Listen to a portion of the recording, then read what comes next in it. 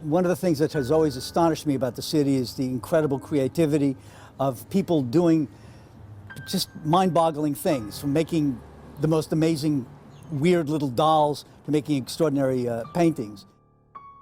But since Katrina, there's a great melting pot function that's happened. This blend of local and international will create a new way of thinking about New Orleans. And people who live here and people who come here will think differently about it. It's not going to be just Louis Armstrong and the French Quarter and that kind of thing. It's going to be a richer mix of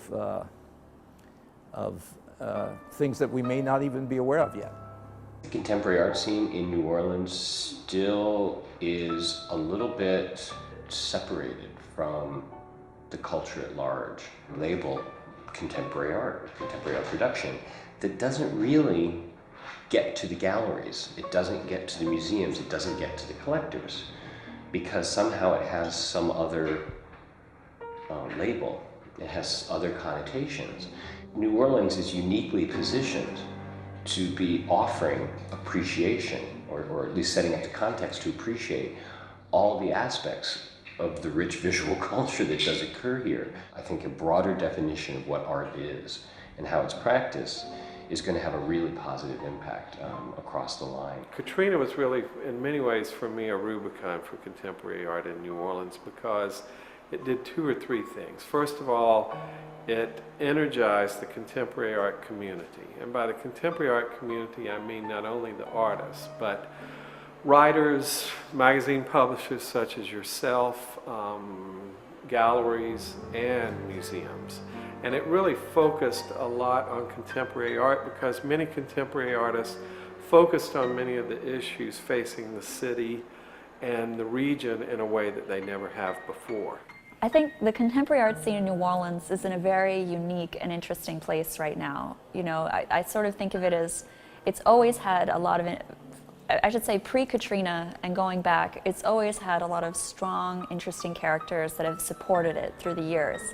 I think, for better or worse though, Katrina has opened the doors further somewhat and created opportunities for contemporary art in New Orleans that perhaps has not existed ever before.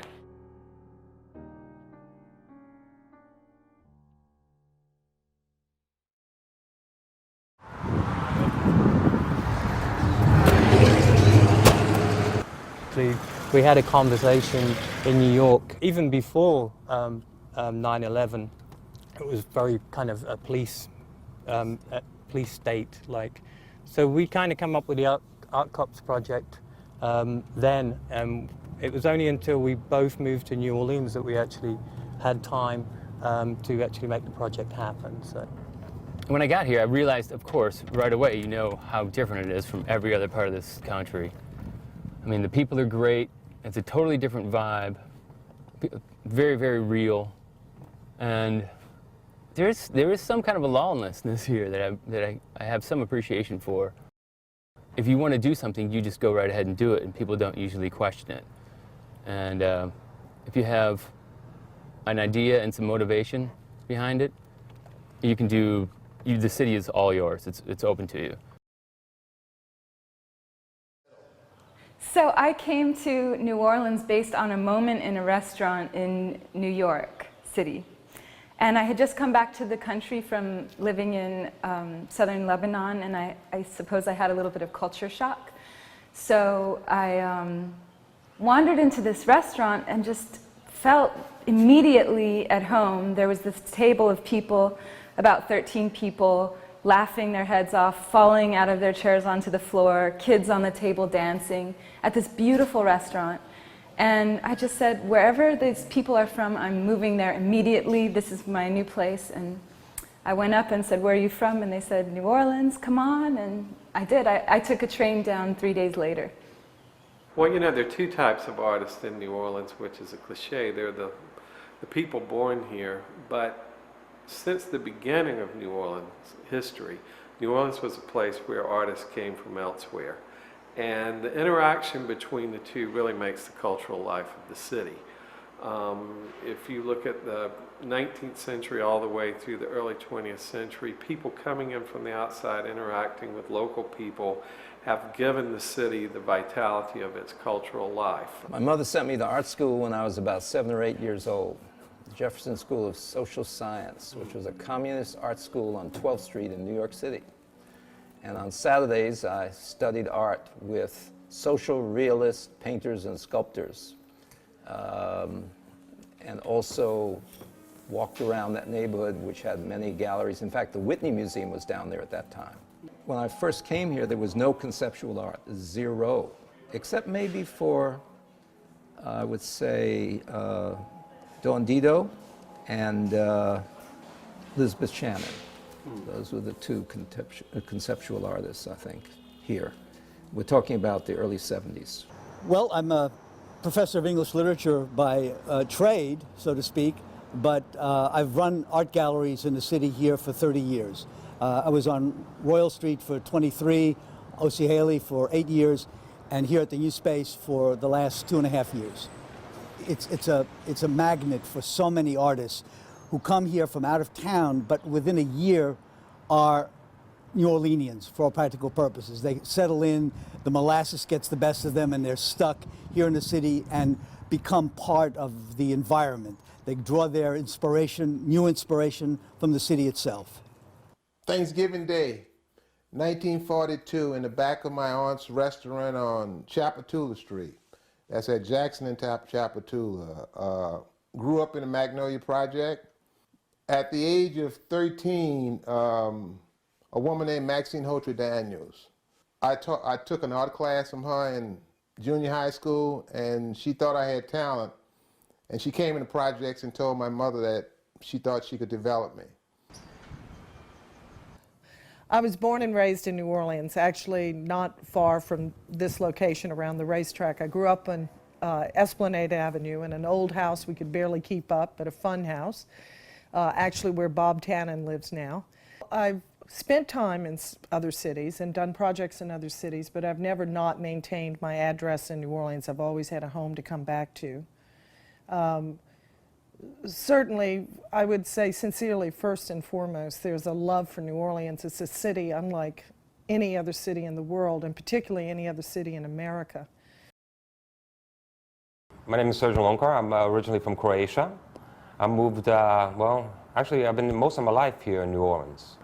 I bought a house here in New Orleans, my wife and I. We renovated a house on Marigny Street. We love it.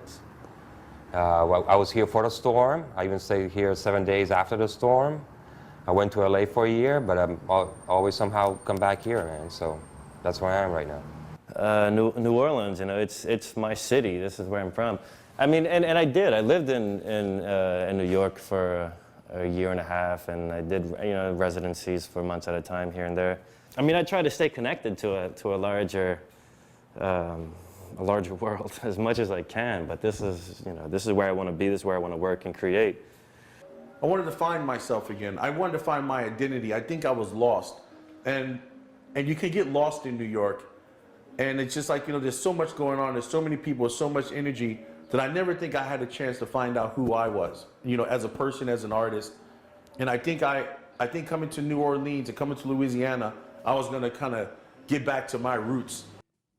I think that it's difficult to live in a place like New Orleans and not to be, to some degree, influenced by your surroundings, particularly if you do work in representational painting or sculpture or whatever your media might happen to be. I also understand the need to not have your work come across as though it is overly preoccupied with provincial concerns. I generally try to work in relation to where I am, what the environment I'm working in. So the ideas have something to do with that environment, with the culture that I may or may not be a part of. In Coney Island, was working on debris coming off the Hudson River, landing on beaches. And I was doing wrappings in New York. In New Orleans, the work that I do is a combination of planning work, urban design, economic development and art, trying to combine all of those things that I do both professionally and amateurishly. New Orleans is a good place to just, I don't know, get your act together, you know? There's nobody around you like bugging you, you know what I mean? This city is very alive with art and creativity right now, and I'm sure that it really always has been, but I think that deprivation and change always leads to creative movements, basically, and that's the sense I get from being here, that people, I think because the city had been destroyed, people have this need now to create beauty more than ever before. And also the city is getting a lot of attention, and therefore there's actually an opportunity for artists to put themselves out there. If there is a silver lining to Katrina, the Katrina experience, I think it galvanized the arts community at large. But very specifically, I think it has jolted the visual arts community. You know, I stayed 11 days during the storm in my studio, and I just started writing. It's like I started writing all these sentiments and all these poems about these images that I had of the people who I felt that these are the people who are the victims of this atrocity. I've seen a greater coherence in the work.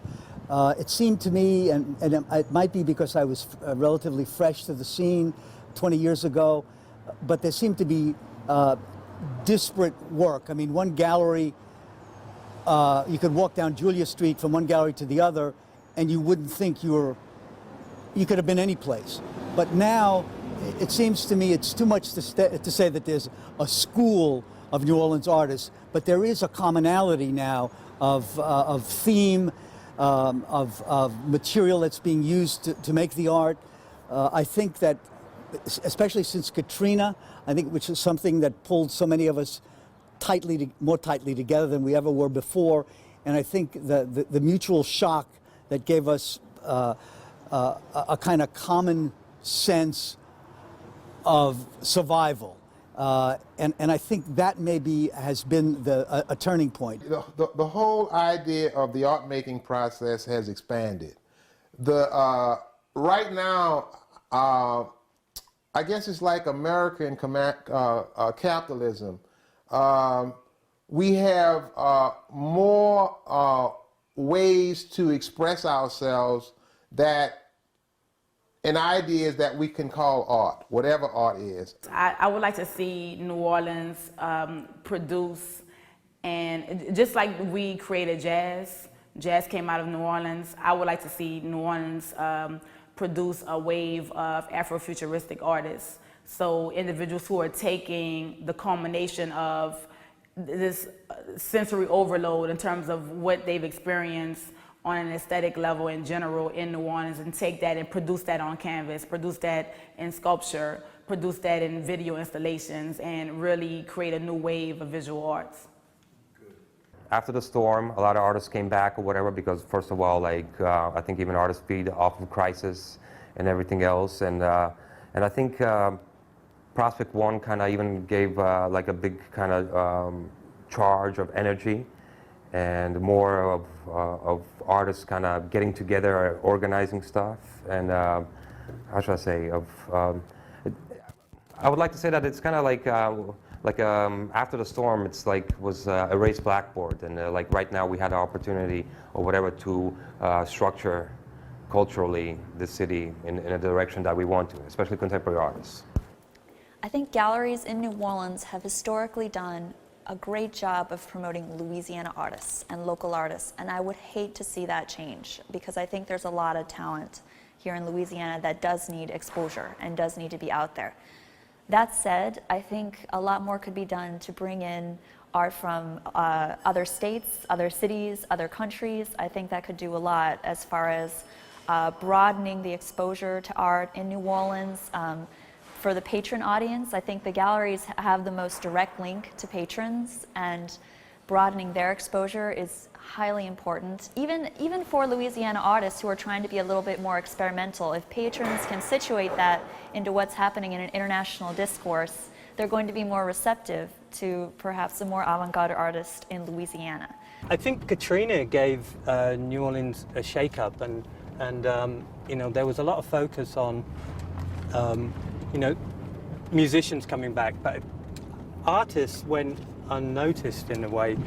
Prospect One definitely gave a spotlight to the city, so the contemporary art scene seems to be healthier than it ever has been.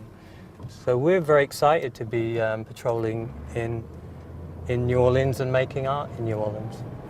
I would like very much for contemporary artists, both in New Orleans and those who may come here from elsewhere, to consider themselves to be part of an environment that has cultural creativity as something that it can export. Kind of a private bus tour of New Orleans East and Chalmette and the Lower Ninth, and just sort of saw all that devastation firsthand. And I remember thinking to myself that, you know, how is anyone ever going to be able to, how's one person ever going to be able to contribute meaningfully to this situation? And I guess the gears started turning because I realized for myself that whatever took place had to have, in a positive sense, a scale comparable to the destruction itself. Yeah. And I thought, wow, how is this ever going to happen? You know, like how could I, more pointedly, it's collectors who buy art.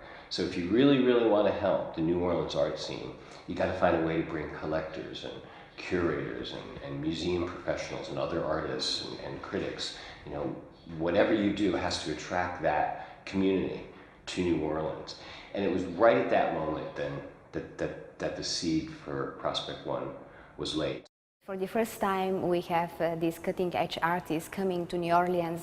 Also, internationally known collectors are visiting for the first time our galleries, and art curators, museum directors, which is really invaluable. It was the fire under everybody that I think was useful for defining the projects that you were already interested in creating, sort of whipping your public space into shape, knowing that the eye of the international world was coming in.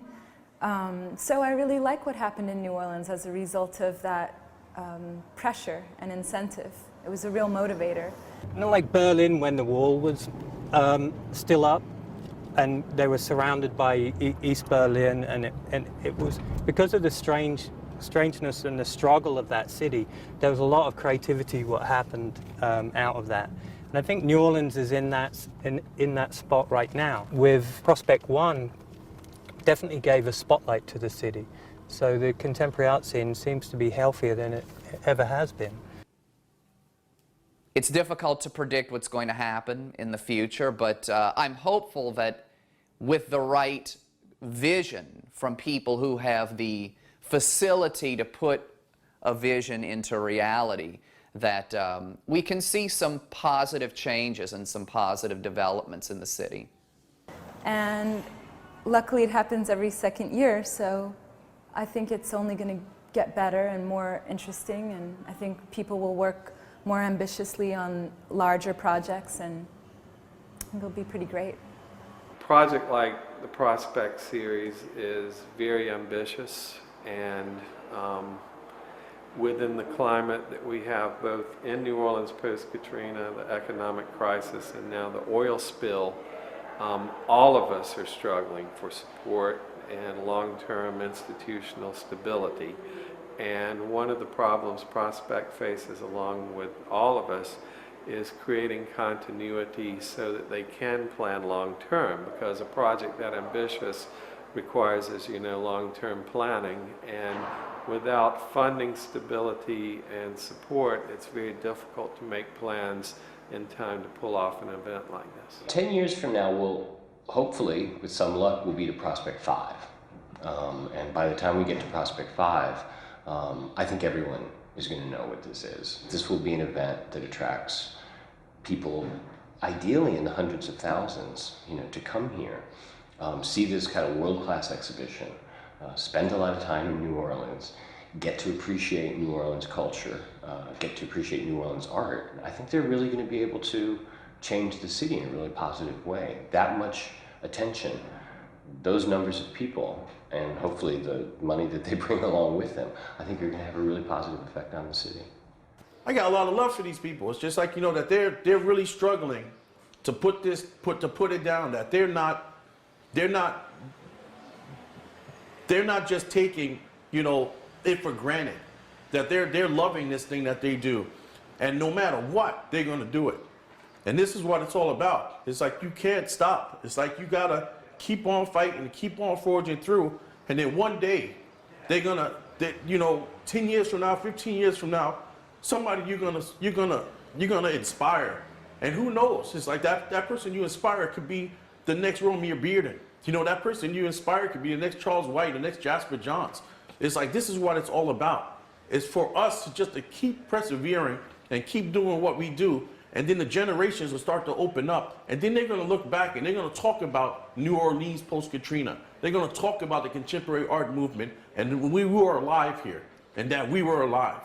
And this is what it's all about.